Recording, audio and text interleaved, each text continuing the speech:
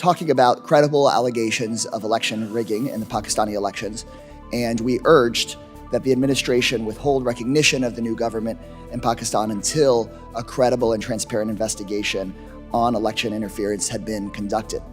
I know that the U.S. Embassy congratulated Mr. Sharif, quote, on his assumption of the office of Prime Minister, but I haven't seen a statement yet from the State Department itself. So just so we're clear at this point, yes or no, has the U.S. officially recognized the new government in Pakistan? Representative Kesar, I would like to answer with yes or no. The actual answer is a little more complicated, if you'll allow me. The government of the United States, we don't actually go around recognizing or withholding recognition of new governments. That's not something we do anywhere around the world. What we do is we decide whether we're going to engage with a government. And so, yes, you have seen actions by our ambassador, our embassy. We are, in every interaction with this government, stressing the importance of accountability for election irregularities, sir.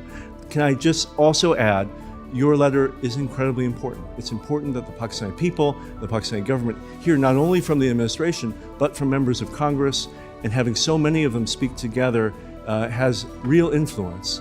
The administration largely agrees with your recommendations. We have done many of the things that you have proposed. We have said publicly and privately that we want to see transparent and credible investigation of the election irregularities.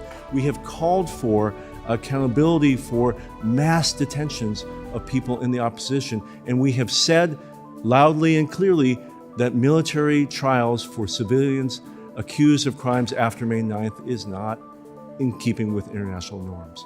I appreciate that. And so in other cases, for example, in the case of Venezuela or some other countries where the State Department has spoken out very clearly about election rigging, and we can talk about separately about how it is that we treat those governments or treat those countries, but it seems that when we have had allegations of election rigging, that we've spoken out much more clearly than in this case. And I would urge that we continue to speak with the level of moral clarity that we have in other situations. But I appreciate your recognition and speaking out here today about how it's not okay for us to be having journalists jailed, for Twitter to get shut down, for there to be this continued, very clear to me, interference in democracy.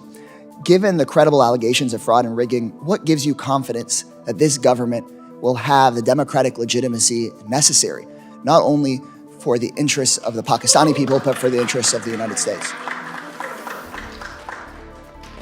Sir, the political and economic stability of Pakistan is important for the United States.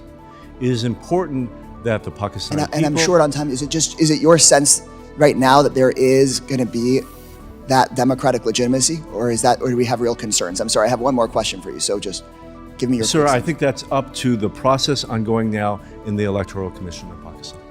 One more question. Most security assistance to Pakistan has been suspended since 2018. Recently, the Pakistani ambassador said that Pakistan's awaiting a decision from the U.S. on increasing military sales and financing. Yes or no, are there ongoing conversations about increasing military assistance to Pakistan? No ongoing conversation about large-scale increases, no. That's good to hear. Given that the U.S. has already sent hundreds of millions of dollars in aid, are there any steps the State Department is taking to ensure that the aid we send is not used for any of these abuses that you've identified? Sir, absolutely. There is very close monitoring of where our military assistance goes around the world, including to Pakistan. For example, the F-16s sold to Pakistan over 40 years ago have active U.S.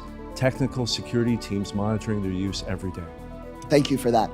Has the U.S. identified any units of military or security forces that would not be eligible for aid? Yes. We have identified those. Thank you for your clear answers. Thank you for being here through this hearing, and I hope that we can, after this hearing, continue the work of making sure that we actually fully investigate the election and that we actually make sure people are let out of jail that were put in there that unfairly, because democracy in Pakistan, of course, will serve the people of Pakistan, but it is so clearly in the United States' interest.